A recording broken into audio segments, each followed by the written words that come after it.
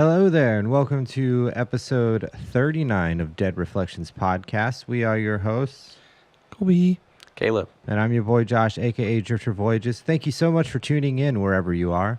New episodes every Friday. Our goal here is to give someone at the table the chills, and if we're lucky, we might even send those spooks along to you. We also play in a band. We are in a metalcore band. Josh is vocalist, Kolby is bassist. I am a drummer, and we don't. You're based, yeah. Thanks. And we don't talk about it too much, but No. I think a lot of people that have listened and watched do know that. But Yeah. if you don't, Go check it out. go check it out. Yeah, go FWFTX Stream everywhere. our music. If you're a streamer, use that shit on your streams and steal it. I don't give a fuck. We're going to be go for it. coming out with a new song with one of our good buddies pretty soon. Yeah. Yeah. And then we played a show with that good buddy not too long ago. Yeah. But there are no more shows booked for the rest of this year. But go follow that FWFTX tag everywhere to keep up with all that stuff. And we also have our merch store that is back up, and we'll be updating that with new designs soon. Just go to the band socials, click on the link tree, and find that. And speaking of merch, do we have anything on today? No. I got a dirty Acacia Strain shirt from the show that we... I was going to say, you wore that at a show last. And then you put it... Yep. Oh, that's Pretty right. gross. That's awesome. I mean, I'm wearing a FoxGrove hat. Sorry, Yeah, I didn't but have I time to go didn't- home. I didn't put on a band shirt. I got Never Rest on. Oh, okay. I woke up I'm also repping 3 bands on me at all all times. times. I was like, If you in the skin. that's a good cop out. Like if you ever like don't be like, fucking. Well, I've got this tattooed on me. I got Ghost Key, I got The Ghost Inside, and I got our band. Also, I hope Halloween was good for everybody. Yeah. Happy Halloween. Even will though be out a this little is bit going to come later. out after Hopefully Halloween. everybody was safe and got a lot of candy and dressed up as their favorite thing. Yeah. We didn't even realize it was Halloween. On Halloween. No, we were working. Yeah. Yeah, lots of work. Yeah. I carved pumpkins. Nice. That was fun. It was super fun. We worked 2 playoff volleyball games and had Oh, the soul they sucked out of did us. that? Yeah. Yeah. That's fucked. Yeah, it's pretty rough. But it has been a while since we've been back at the table. Last episode, if you didn't catch it, we attempted to record a podcast at a cemetery. Go watch Everything that episode. could go wrong went I wrong. mean, it was just one thing. Well, the cops too. Well, yeah. Yeah, there's a that couple was- things. I But mean, she was super nice. Yeah. So We explained it all in the video. If you haven't listened to it or watched it, go watch it and watch it all the way through because Kolby added a little clip of me at the very, very, very end At that the made me very, laugh. Very, very end. It's even past the outro. Oh, a little Easter egg. We drew Japan, what feels like forever ago now. So we will be telling little tales from Japan. Josh, you're you gonna want to ask talk a me little bit about first? yours? So mine, I chose the Legend of the Slit-Mouthed Woman, and I just kind of go through different theories about like how she came to be and how her whole legend is about. Is her mouth slit from the corners or from top and bottom? From the corners, it's a big smile. From ear to ear. I also have a big Oh, smile. that would be a weird fucking ooh. Straight up down the nose. My story also involves a very tall lady with a smile. We'll see if it makes you think of Poe is who you're Oh, thinking it's of. not Poe. You can decide because we don't know. 7 foot tall. Yeah. Yeah. It's Okay. probably Poe. Yeah, it's definitely Poe. But Ooh, I'm excited yeah, for for that. people that don't know what that is, Scared to Death did an episode. Poe, Yeah. Poe. That was probably one of the. I don't remember that It's at a very all. Oh, creepy it's a one. good episode. Oh, such a I don't even want to talk about it. Go listen to their episode about it. yeah. Shout out, Dan. Yeah, Dan and Lindsay. My story is about I guess you could call it a folk like legend or tale. It is the folk tale that inspired The Ring, Oh, or Ringu. Yeah, Ringu. Which Ringu was then turned into the American version of The Ring. Mhm. But yeah, girl in a well. Yep. Yep. It comes out of the well, out of the TV, and then eats your soul. Which like the fairy, the folktale is opposite of a is fairy tale. yeah. Well, honestly, the folktale has nothing to do with like the Ring's plot or anything. Yeah, I know. Like they just took like The character. the concept. Why Of, instead of watching the Americanized version of that one, or like The Ring, or what's the other one? Grudge. The Grudge. yeah. Watch the That- Japanese that's version. what They I- are a million times more So scary. it's funny that and- you say The Grudge because I found my story first and I was like, oh, this reminds me of something. And I started like looking up Yeah, Ju-on. and well, no, like I was like, didn't The Grudge come out of a well? And I like just, I guess that's like the Mandela effect of my brain. And I'm like, oh shit, no, that was The Ring. Yeah, no, I and- think the characters looked a lot alike, and And like there was nothing in my research about that. My story was the inspiration for The Ring. I just put two and two together. okay, And I was like, oh shit. that's what's up. Yeah. You're first. Yeah, you're first. You get to tell all that again, but like longer. Yep. So for my story, we will travel to some horror movies are directly based on true stories, while countless others are inspired by reality, but bend the truth to make those stories into something new. The character of Leatherface, for example, was of course inspired by real-life serial killer Ed Gein, who indeed did wear the skin of his victims, but he never actually picked up a chainsaw and massacred a group of youths. The Ring's Sadako, or Samara, believe it or not, she too has a basis in reality. The story of Sadako Samara, first introduced in the Koji Suzuki pen novel that became the 1998's Ringu, and then 2002's The Ring, involves three key ingredients: a girl, a well, and a cursed videotape. To make a long story short, Sadako Samara was a young girl with supernatural gifts who was thrown down a well, and she returns to our physical reality through the cursed tape. When someone watches it, her ghost crawls out of the watery grave and takes her vengeance out on that person 7 days later. The story slightly changes from film to film, but that's the gist. So how real is Sadako Samara? We travel to Himeji Castle to find out. Located in western Japan, halfway between Osaka and Okayama, in the Hyogo region, Himeji Castle stands high atop a mountain and was built somewhere between 1333 and 1346 Dude, it's so old. as a home for Lord Himeji. The castle, one of the most popular tourist destinations in Japan, is said to be incredibly lucky, almost supernaturally so, but has a pretty creepy story attached to it.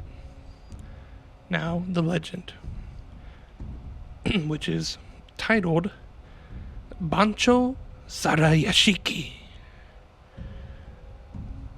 Long ago, there was a woman named Okiku who worked as a dishwashing servant in Himeji Castle. Okiku was very beautiful, and it was not long before she caught the eye of one of her master's retainers, a samurai named Aoyama. Aoyama tried many times to seduce Okiku, but each time she rejected his advances. Eventually, Aoyama grew impatient with Okiku and decided to trick her into becoming his lover. In the castle, there was a set of 10 very expensive golden dishes that Aoyama owned very dearly, for they had been passed down his family line for many years. Aoyama hid one of them and then called for Okiku. She told her one of her master's fine dishes was missing and demanded to know where it was. Okiku became frightened. Losing one of her lord's prized dishes was a crime punishable by death. She counted the dishes. 1, 2, 3, 4, 5, 6, 7, 8, 9. She counted them again and again. Each time she came up one short. Okiku was very distraught. Aoyama told Okiku that he would overlook her mistake, but only if she would become his mistress. Though Okiku Trapped wanted her. to live, she once again refused Aoyama. This time the samurai became furious. He ordered his servants to beat Okiku with a wooden sword. Afterwards, he had her tied up and suspended over the castle's well. He tortured Okiku, repeatedly dunking her into the well, only to pull her back out of the water and beat her once again. Aoyama demanded one last time that Okiku become his mistress. She refused once again. Aoyama struck her with his sword, more violently this time, so much that it broke the rope that suspended her and dropped her body down into the well. Safe to say that if the violent strike from the wooden sword didn't kill her, the drop to the bottom of the deep well surely did. Not long after, Okiku's ghost was seen wandering the castle grounds. Night after night, she would rise from the well and enter her master's house, searching for the missing dish. She would count the plates. 1, 2, 3, 4, 5, 6, 7, 8, 9. After counting the 9th plate, she would let out a blood-curdling scream that could be heard throughout the castle. She tormented Aoyama in this way, every night robbing him of his rest. Those who heard part of Okiku's counting became very sick. In some versions of the story, it's even said that those unlucky enough to hear her count all the way to 9 died shortly after. Finally, the lord of the castle decided that something had to be done about Okiku's ghost. He called a priest and asked them to pray for her and exorcise her spirit. The priest waited in the garden all night chanting sutras. Once again, Okiku's ghost rose out of the well. She began to count the dishes. 1, 2, 3, 4, 5, 6, 7, 8, 9. And as soon as Okiku counted the 9th dish, and before she could scream, the priest shouted 10. Okiku's ghost appeared relieved that someone had found the missing dish. Since then, the nightly hauntings of Okiku have stopped. But that didn't stop the lords of the castle from placing iron bars on the opening. An effort to keep Okiku locked inside? Perhaps. In yet another version of the story, it is the wife of Aoyama who breaks the plate. To hide her guilt, she throws the broken plate into the well and accuses Okiku of having it stolen. In this version, she is also killed by her master for punishment and thrown into the well. Drawings of Okiku depict her as looking very similar to Sadako Samara, with flowing black hair and long white dress. This is the general depiction of a person who has died under unnatural circumstances in Japan. These ghosts are referred to as yuri, translating to either faint soul or dim spirit. Mm-hmm. These tragic women are buried in white dresses with their hair let down. And got some nice little pictures. Here's what the castle looks like from the outside. Very traditional. That is beautiful. Yeah, it is very pretty. That's amazing. Very traditional Japanese building structure on top of a mountain, and then the inside, nice little wood. Dude, that's exactly like how you would picture like right. a Japanese castle to look. And there's the well. Barred off and everything. Oh shit. And here's a picture of Yeah. Samara. Just if you didn't. I remember. Yeah. Oh yeah. How could you forget that? It's like an iconic fucking character. Oh dude. Yeah. Not the scariest story, but I don't know. I was. It's interesting to hear where the tale came I from. was definitely terrified of Samara when I first saw The Ring. Yeah, The Ring and The Grudge both were movies that I was like, what the fuck? Yeah. Both of them those were the first two movies that I watched where it showed the crawling shit. Yep. And that fucked me up. And then the boy, it was a cat. Yeah. He would open his mouth. I was even scared of that character in the Scary Movie series. Oh, really? I was like, I didn't want to see it. Like I was that scared of it. Yeah. Damn. But I was like, I don't. Even if it's funny, I don't want to watch it. Every time they hit her with like a bat or something. And You're like, you were still nope, scared of that. you're done. Yeah. What was it? One of the Marlon brothers would always just like, get back, bitch. Yeah. I can't remember which one it was, but yeah. I think that was a Scary Movie like 2 or something. It was 2 or 3, so it was an earlier one. All right, well, that was a good story. It was. Like your story, mine involves a samurai as well. But I decided to look up the legend of the slit-mouthed woman. Ooh. Yeah. Or I've been practicing Kuchi Saga Onya. Good job. Yeah. Kuchi Saga Onya. The accent just makes it worse. I mean, According to the legend, Slit-mouthed woman was a woman whose mouth was slit from ear to ear while she was still alive. Kujitake Onya or slit mouthed woman. Second time in. Butcher. Yeah. Is a malevolent figure in Japanese urban legends and folklore. The slit-mouthed woman is a ghost of a woman who was mutilated and has come back to seek vengeance on the world. Her name comes from the deep, bloody gash which runs across her face, causing her to grin from ear to ear. She appears at night to lone travelers on the road, covering her grisly mouth with a cloth mask, a fan, or a handkerchief.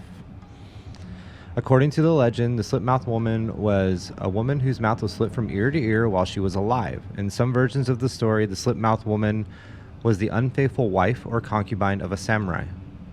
As punishment for her infidelity, her husband unsheathed his katana and one quick slash sliced the corners of her mouth from ear to ear. That'd be a precise cut.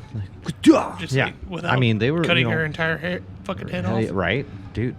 That's actually really true. Like that would have to be very like his intention was there. That or it was a slow, painful process. Yeah, where he like just that's gnarly. Another popular version of the tale, and this is the one that a lot of people really like when you ask about the slit-mouthed woman in Japan, this is the tale they tell. Is that her mouth was mutilated during a medical or dental procedure. She was mutilated by a woman who was jealous of her beauty, or that her mouth is filled with numerous sharp teeth. Or as well as her mouth is filled with numerous sharp teeth. After her death, regardless of how she acquired her slit mouth, the woman returns as a vengeful spirit. She covers her mouth with a cloth mask, or in some iterations, a hand, fan, or handkerchief. She also carries a sharp instrument with her, which has been described as a knife, machete, scythe, or large pair of scissors. The large pair of scissors is the one that most people go with. The slit-mouthed woman sneaks up on her victims in the dark and asks them if they think she is beautiful. Watashi kirei? If the victim answers yes, she pulls off her mask and reveals a red, blood-dripping, grotesque mouth. Then she asks in a grisly voice if they still think she is beautiful. Kore demo? If her victim answers no or screams in terror, she slashes him from ear to ear in an imitation of her own mutilation. If he lies and answers yes a second time, she walks away, leaving the victim to think they have encountered her and made it out alive, only to follow her target home and slaughter him brutally in the night. An individual can survive an encounter with the slit-mouthed woman by using one of several methods. In some versions of the legend, the slit-mouthed woman will leave the potential victim alone if they answer yes to both of her questions. Though in other versions, she will, follow them home and brutally kill them in the night. Another survival tactic includes replying to the slit-mouthed woman's question by describing her appearance as average. You're right. Giving the individual enough time to run away, distracting her by giving the individual enough time to run away, or you can distract her by giving or throwing money or hard candies. Particularly the kind of candy known as beko ami in her direction, or by saying the word pomade 3 times. Pomade, pomade, pomade. Yeah. Author and folklorist Matthew Meyer has described the slit-mouthed woman legend as having roots dating back to Japan's Edo period, which spanned from the 17th to the 19th centuries. In print, the legend of the slit-mouthed woman dates back to at least 1979. The spirit of the dead who were killed in particularly violent manners, abused wives, tortured captives, defeated enemies, often do not rest well. The slit-mouthed woman is thought to be one such woman. However, during the Edo period, a large number of slit-mouthed woman attacks were blamed on shape-changing kitsune playing pranks on young men. During the 20th century, the blame began to be placed on ghosts, serial killers, and the simple mass hysteria that surrounds Japan. This resulted in an explosion of the slit-mouthed woman sightings all over Japan. So if you ever find yourself on the streets of Japan in the dark and a masked woman approaches you and asks if she is beautiful, Anata oshita yok ata. It was nice knowing you. Pretty good. Dude, I was so tongue-tied. That shit is I'd hard. imagine, yeah. Also, I don't know how if they celebrate Halloween like they do, like we do. I think I'm it's sure some do. In some way. yeah, If some I were weird for way. sure, if I could pull off a look that looks like that female, I'd do it, and for sure ask everybody. Just to Just like, fuck am I beautiful? Yeah. Am I beautiful? Yeah, because it's a Or common. Fuck. Yeah, there was also that I want to say it was Reddit or a 4chan thing a long time ago that had that, and it was an interactive like story, and at the end of it, she would like jump out at you or something like that, and that ruined me as a kid. What? Yeah. That's cool. I want to find Yeah, that. I'm sure we can. There's find it also somewhere. there's a movie. It's pretty. It kind of looks a little B-filmish, but it looked really interesting. Like, and it's literally about her just walking around doing that. Yeah, yeah. Also, throw money or hard candy at me. Yeah, I'll go. With Yeah. it. Hell yeah, dude. Yeah. I don't know I'll what do kind of some candy. that wild was. shit for some hard candy. Oh my god. Oh, I got a story. Oh, I thought you were about to say something about your Winky. Speaking of hard candy. Oh, like you like literally it was like perfect timing. No. No. This was on No Sleep, posted by user ReadyWelder2877, Ready Wilder. Thank you so much for your story. titled "I Saw Someone Out of the Ordinary. Now I Wish I Hadn't." It's Oh. crazy because it has that cough in the title. You can just be Oh, on the- sorry. I'm kidding. I'm joking. Says parentheses cough. Yeah. That was amazing. You ready? Oh, yeah. Given the circumstances, I'm not sure if I'm ever going to feel safe. I probably shouldn't have laid my eyes on that thing or whatever it was. To all of you reading this, I won't give my name or phone number, address, or whatever means you wish to contact me. So don't bother asking. There's no point in doing so, anyway. For now, I'll just stick with the usual alias, John Doe. What started as what I expected to be a beautiful tourist vacation at one of the most historical sites ended up becoming one of the most horrendous decisions I've ever made. You see, it all started with a simple trip to Japan, specifically Kyoto and Miyazaki. My time in Kyoto was relaxing, and I got to visit some old shrines, let alone walk the paths that led to them. From what I could tell, people still take care of the old temple I visited, and got to learn about the art of making tea and what their customs are in regarding to tea ceremonies. I'm not gonna lie, it was an experience I'll never forget. I enjoyed every moment I had at that place. Other than the nearby cities and busy streets in Kyoto, there were some breathtaking sceneries and historical places to visit. The last thing during my tourist vacation was Miyazaki. I wish that Kyoto was the only place I decided to visit before leaving, because now I wish I hadn't gone to the second place. While I admired the countryside and the people who live there differently from those living in cities, this place was where my unfortunate encounter occurred. I just didn't understand why, though. I'm only a tourist there, and after learning more backstories of this evil entity, it was said that this entity is known to target mostly children and locals, but even tourists are a target of its liking, it seems, since I now have to deal with it. To start off, while I was in Miyazaki, I got to enjoy the view of the mountainside and got to walk in the forest nearby. There was a pathway I could take that leads in and out. Along with that, there were some nearby hedges where one part of the pathway led to. Now, to my utmost regret, I decided to go through the pathway that leads through the hedges. Those hedges were pretty tall, so I could not see anyone else walking the pathway other than in front of me or behind me. There was no one else in the area, which was interesting. After seeing a place like this, I'd suspect that it would be an area hotspot for tourists to pay a visit. But this is where my encounter began, and perhaps explains why not many tourists go to this area. That scared me. Sorry. That's what they felt. While I was walking through the hedges, I eventually came across someone walking in the opposite direction. While the person was distant, I was able to make out a dress along with a white hat. I also noticed that this person appeared to be extremely tall, perhaps 8 feet. As I got closer and closer said to my 9. figure, it's estimated. Yeah. As I got closer and closer to my figure, my assumptions were confirmed. This person appeared to be a woman wearing a white dress and white hat, which appeared long on all sides. She was also very tall, with her head being as high as the top of the hedges, and this astonished me. How can someone be that tall? I muttered to myself. After walking closer to her, I suddenly hear this strange sound coming from her. What was off about this ordeal was not the repetition of the sound that she was making, but the sound itself she was making. This sound of hers did not seem to be sounds from a woman, but from a man with a deep, masculine voice. As I got close enough, I stopped to see if I could get a better look at her, and shockingly, the woman did the same thing. Even stranger was a sudden feeling of dread and terror creeping up on me, as if telling me I'm in grave danger. Realizing my surroundings, the woman was looking down at the ground, not making eye contact. This was odd at first, until she turned her head to look up at me. Never in my life have I felt so horrified, but at the same time could not explain this feeling of horror and dread. The woman did not seem normal. Her face was very pale. She had these red pupils in her eyes.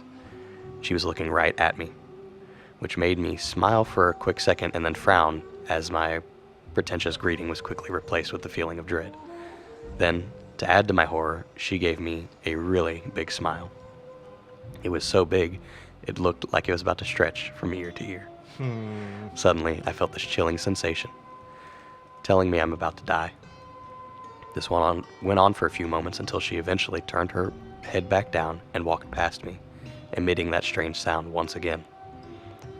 As we got farther away from each other, the sound had finally stopped. Nevertheless, I decided to find my way out of the maze. The hedges, excuse me. I was like, wait a minute. Yeah, no, we're not in the maze now. We're in the hedges. Sorry. It feels like a maze, though. Yeah. Still, I was terrified of the incident. In time, I came out of the maze of hedges. That's why I said this. Okay. Out of the maze of hedges and walked towards the local village. Some of the locals were astonished to see me, but it wasn't a happy greeting. One local, who appeared to be an elderly man and was busy picking rice from his field, uttered something strange. Since I took Japanese, I understood what he said, which made yet another chill run through. And luckily I don't have translations, or I don't have to mouth it out. It's been translated for us. Not many people come out of there alive when they see her. He must be lucky if he saw her, or she wasn't there this time. Excuse me? I spoke back in the native tongue. You understood me? The old man said. Oh. Yes? What did you mean by that? I asked the old man, desperate to get answers as to what happened. Sounds like you have never heard of the legend of the 8-foot-tall woman. Seeming that you're a tourist visiting this place, I'm not surprised, he said. What does this have to do with the tall lady I saw earlier? I then asked. Was she making a strange sound? He asked me. As soon as I confirmed what he had said, he turned to look at me, now showing a serious face. He went on to tell me that this entity and how she appears to her victims. After hearing everything about her, I could feel my stomach drop like an anchor. It was that woman. But why, though? Why didn't she do it? Why didn't she take the opportunity to take me away and make me disappear from this world forever? The moment she looks at you and smiles, you are liked by her. This means, in time, you will be taken. The fact that you are still here means that she decided to not press on with the attack yet, the man explained. Against my better judgment, I decided I didn't want to hear anymore. I admit I couldn't take any more of it after hearing what happened to the last group of people who I encountered. And the fact that I'm next on her list. But as I was walking away, trying to get my mind off of what I had just seen and been told, just thinking it might have been someone pulling a prank on me, the old man insisted on something that caught my attention. I strongly suggest you place 4 bowls of salt in the corner of where you sleep. Make sure you have a Buddha statue sitting on a table or a shelf if possible. If you do not heed these instructions, then she will come for you, and no one will know you ever existed. I listened, but I shrugged it off, thinking nothing of it. As I started walking away from him, I could hear him mutter, "Ignorant tourist." Those are the last 2 words that came out of his mouth, because he said nothing else after that. I should have listened, but I guess he was right. I was an ignorant fool. Not listening after all. After I read and researched about this 8-foot-tall entity, I read articles pointing out that this entity is just an urban legend or perhaps a mythical tale meant to scare children who do bad or misbehave. After my time in Miyazaki, I went back to Tokyo. It was a long trip, but Kyoto? Tokyo. Oh. So I guess it was a 3-city trip. Okay. It was a long trip back, but it was still better than being at that place. However, my trip back wasn't comforting at the very least. In my peripheral, I saw someone in the distance. I glanced to see who it was, only to see that same woman I saw in the maze of hedges. My heart began to pound once I laid eyes on her. She looked at me and gave me that creepy smile. I turned away and kept my head down so as not to make eye contact. I didn't dare to turn my head back up and look out the window, should I ever see the same person again. Soon, as I was finally back in the city, I was comfortable enough to look around and not see the woman. So I went to grab a bite to eat nearby at a restaurant before calling it a night. This was my last night here, after all, since I have to fly back tomorrow morning. While I was second in line to order, I saw a familiar face. No, it wasn't the woman in line. In fact, it was something much more pleasant than that. It was someone I recognized back at the university in Arizona. He was an exchange student from this country, my old friend, whom I'll call Toshi. It's not his real name, but it's the same reason I told you in the beginning to call me John Doe. The fact I'm seeing him again made me happy to see that he was doing okay. Unfortunately, I blame myself for making this night the last night of his life. As he turned to look at me, he got a good look and immediately recognized me. "John?" he said, and I nodded. It didn't take long for him to embrace me with a hug. He and I have been best friends since our time in college, but ever since a family emergency, he had to leave back home. Sadly, he never came back because the pandemic struck shortly after his return home to see his grandmother, who was on her deathbed at the time. So to see his face once again brought joy to my eyes. Apparently, this made me forget the whole ordeal of the 8-foot tall entity. Normally I'd be thankful, but sadly this led to an unfortunate situation that I still blame myself for, even to this day. We exchanged thoughts for a few hours, speaking of our times in our home countries, telling me that he had been keeping to himself and keeping busy throughout these days. I told him about the time we shared a room and how his loud snoring kept me up at times. He laughed about it. He mentioned that Japan isn't some place you would think working here is fun and games. People work themselves to death, even for the sake of making their bosses happy and proud. This is not the case in America, and it sounded to me that Japan is a country of workaholics of such. So it interested me to hear what his life was like, being a citizen instead of being a tourist, enjoying your time before departure. To finish our night together, we drank some sake, although I admit I drank a little too much, and I was drunk as hell to even go back to my hotel. Luckily, he told me that his place is nearby and allowed me to stay over for the night. I understood this and nodded since I couldn't speak so well. In fact, I was feeling more sleepy than able to speak at this moment. As soon as we got back to his place, he helped me walk into his house. From what I could tell, he was living in a traditional Japanese home instead of a modern home or an apartment. He helped me walk into a room. Sadly, there wasn't a bed in sight, but there was a small blanket and what I assumed to be the pillow I could lay my head on. I laid down on it, and he made his way to his bedroom. When I sat up, my vision was a bit hazy, but I was able to make some things out. I looked around and I noticed that his room had 4 bowls of salt in the corner, a window, and in the center of the room was a small wooden table with a Buddhist statue. This was very interesting at first, but upon looking at these things, I felt struck with a sense of familiarity. But then again, I couldn't keep my mind on it since not only was I drunk, but feeling sleepy. Eventually, after a few moments, I fell asleep and felt my head land on the pillow. I awoke to the sound of tapping at the window. I took out my phone and saw that the time was now 2:34 in the morning. I also felt sober too upon waking up. I looked at the source of the sound, only to see someone on the other side of the window tapping on it. Familiar sound came through though. "Hey John, it's me, Toshi. Can you let me in through the front door? I locked myself out." Fucking Toshi. I remember him taking me into his room and walking outside, and I thought, damn, he was so drunk he probably locked himself out, forgot the keys. I stood up and took another look at who I thought was Toshi. "Good, you're up. Please open the front door for me." I was about to do this when something was off. I could hear snoring, that familiar snoring sound. It was coming from what I assumed to be Toshi's room. He was sleeping. "Open the front door, John," it said in an angry tone now. The voice also sounded slightly different. When I turned to look at the figure, I got a good look at the silhouette that was being shined down by the bright moonlight. This thing outside had long hair, and this is the realization that hit me. Toshi is bald. He shaves his head every day.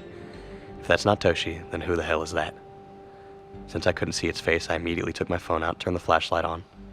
As soon as I pointed the flashlight directly at the figure, I fell backwards, screaming. This was a woman, but not just any woman. It was that same woman. Only this time, she appeared a little different.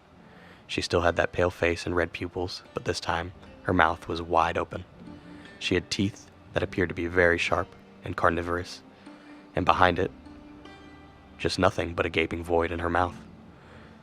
She was tapping at the window with a smile that was wide and her mouth open, staring at me. "Open the door, John," it said, mocking my friend's voice, despite the fact that I know it's not him. Right at that moment, she simply moved away from the window. I thought after all that it was over, that easy, but after several long moments, the hopeful feeling quickly washed away. "Open this door and let me in, John," she now said, knocking on the door to my room, speaking to me with much deeper masculine voice, followed by those strange sounds she made back from the hedges, at the hedges. From what I could tell, she sounded like she was walking left and right in front of the bedroom door, all the while emitting those sounds and constantly knocking on the door. "Fuck you, get away from me, you fucking demon," I yelled at her. Hell yeah. But I only want to talk to you. It's been a while since I've seen you," she said, with the sound of Toshi's voice. Apparently this entity was mocking me and trying to get me to come out.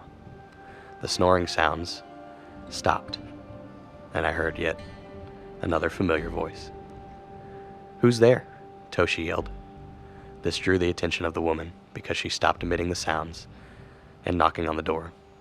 That's when I heard Toshi's door open. He had come to check on me. "John, are you..." He stopped dead in his tracks. I couldn't imagine what he was looking at. A loud scream of "fuck" was the last words that I heard him say before hearing footsteps take off from me. What followed was a horrible, guttural roar, along with another sound of footsteps chasing after him. A loud roaring sound could be heard again, followed by a blood-curdling scream. Shortly after that, nothing. I looked to the window only to see the night sky along with the moonlight shining through. At the very least, everything went quiet, save the sound of wind outside. Nevertheless, I dared not to open that door and peek out that window again. Eventually, I would fall asleep. Morning came and I awoke. While I was still shaken from last night's events, I was happy to see the sunlight through the window. I hesitantly opened the door to my bedroom, but thankfully no one was there. I slowly but cautiously crept through the hallway and into the living room, believing she'll jump out at me at any moment. But nothing happened. As soon as I got to the living room, I was met with the most horrifying sight. There was blood everywhere in the living room. But most horrifyingly of all was seeing my friend's head next to the bloody couch. His face looked like he had seen the devil. Out of instinct, I immediately took my phone out and called the police. And after a few minutes of waiting, they arrived. I told them everything that happened, including what I had seen, but none of them believed me. That was until one of them came out of the bedroom, holding one of the bowls that was in the corner. The salt bowl. It had turned completely black. While my story still wasn't bought, it was said that when a bowl of salt turns black, it means that an evil presence is nearby. However, because there is a lack of evidence leading to the 8-foot-tall thing that could be the culprit, it was assumed to be a wild animal, more specifically a Yizo, brown bear, that my friend had the grave misfortune to encounter. However, my mind was clear as day. I knew what I saw, and I knew that was no brown bear. I'm surprised they didn't try to say it was him that did it. Motherfucking bears in Tokyo? Yeah. The fuck? It's been a few days now since that incident. I'm back in my home country. Normally, I would be safe and sound since I'm far away from that country. I wouldn't have suspected her to be following me to my homeland, but strangely enough, I get that chilling feeling that she isn't done with me yet. Not only that, I also pray that my friend is given a proper resting place. It's my fault that he's dead now. If only I'd recalled what I had seen and told him about it, then perhaps he would still be alive, since he would have stayed with me in that room, or at least known to not answer the door. That way we'd both be okay. It saddens me to realize that he's gone now, and it makes me feel so guilty. And now, I think that it should have been me that she took. He didn't deserve it, but the old man was right. I was an ignorant tourist. I'm in the back seat of my car. My wife's driving us back home, and our son's sitting in the passenger seat after we just picked him up from baseball practice. This dude's got a family? He's got a family. Jesus. As I said, I've had this chilling feeling that she isn't through with me yet, and what horrified me is that the chance that I was right. My suspicions were confirmed. As soon as I laid my eyes on someone through the window in the back of our car, I noticed a familiar look or appearance. One that brought yet another chill to my spine. Just out the window, there was a woman who appeared to be 8 foot tall. She was wearing a white dress and white hat. And just at that moment, after looking at her and observing her appearance, she took one look at me, observing me with her pale face and red pupils, and gave me a very big smile. That's it? Fuck. 2 comments that I'll pick up from that. One is funny and really, it was a nice relief for me, and then the other one is confirming what we thought earlier. So Louis Smith 1776 says it's the lady from Resident Evil Village, Lady Dimitrescu, and then Katerina 816. The emitting sound, I think, is what she was talking about, like not being able to hear what it was. What that was. So the comment says, was she saying po, po, Oh my God. Po, po.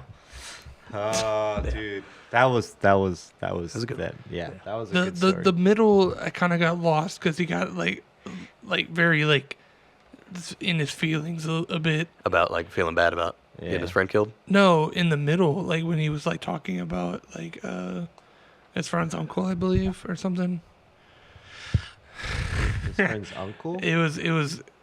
I didn't really. Oh, his friend's grandma like had passed away, so he's explaining why he didn't. Yeah, R.I.P. Graham. Yeah, Yeah. But like he dude, knew this person and then was happy to see what's a familiar scary face. about that story is obviously he mentioned COVID, so this happened like not Yeah, too long yeah, ago. recently. This man ran into Poe. Yeah, Not too speculate. long. I don't know what else it could be. I don't know what else it could be. I mean that fits. Well, the entity in your story, it kind of sounded like it was like secluded to that village. Like they obviously know about it. Yeah. And then the scared to death story, it's I think it just was everywhere. it roams. And Yeah. I think it did target like kids that were bad and stuff like that. Yeah, dude. Man, that story scared. Man, you just brought all those feelings back. The Poe story. Yeah. Oh, I don't that know was a it, dope so- story. You'll have to listen to it. Listen to it on the way home. Yeah, it's I really bet. good. Yeah, I think was I that don't whole remember. I listened episode. to it with the banshee outside. Was that whole episode? No, that was just one tale from Okay, Japan. yeah. It wasn't all Japan tales.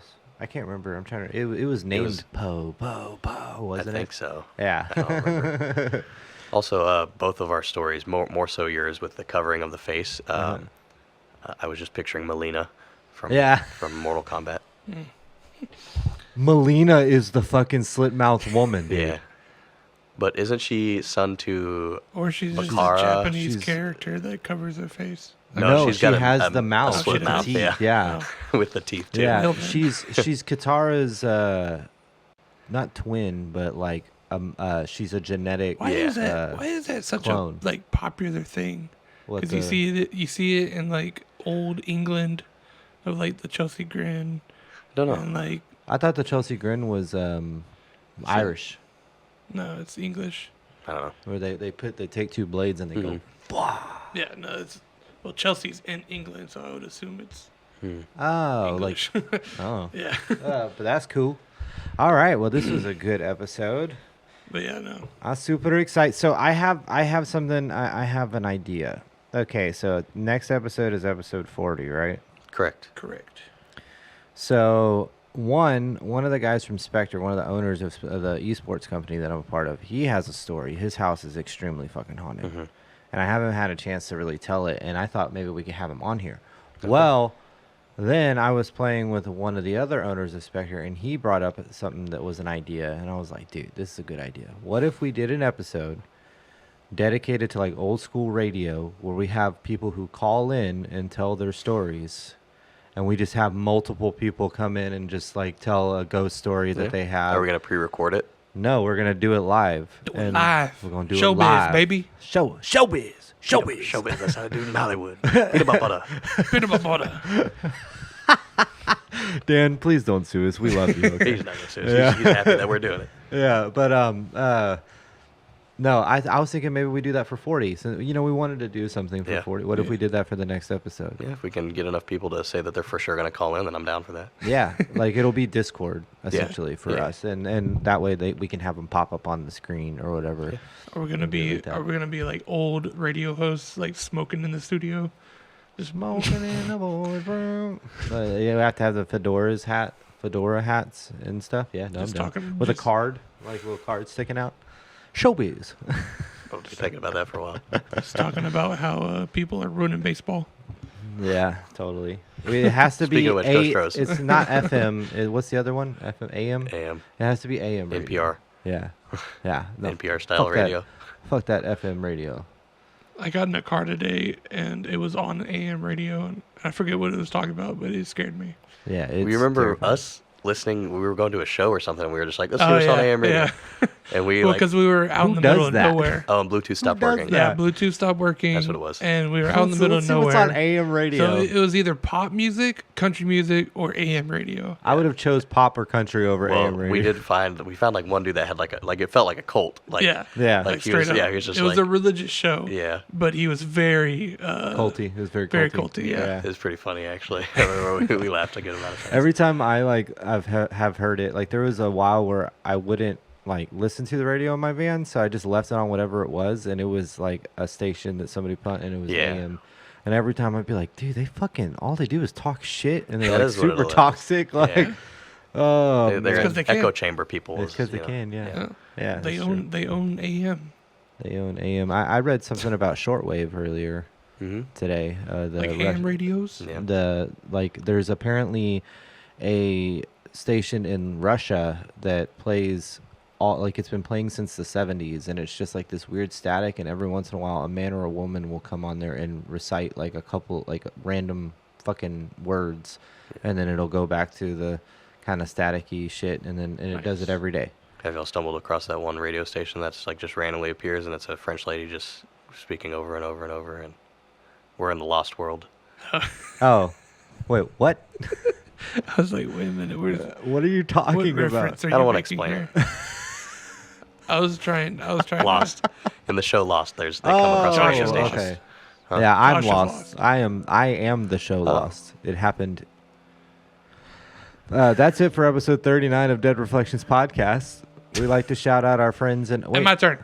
Oh, We got a draw. we right? got a draw. JK. Oh, wait. Are we doing that? We're doing the thing for episode 40. That's why I was like, Okay, oh, are we still drawing or no? Yes. Okay, he already did. He already drew. He drew it. I fucked it up. What do you got? Natural disaster. I think this was another one of. Oh, it might have been yours. Natural disaster. I don't know. I don't remember. Ghosts. I don't know. Ghosts. Ghosts. I don't know. Ghost. Ghosts that are. That's it for episode 39 of Dead Reflections podcast.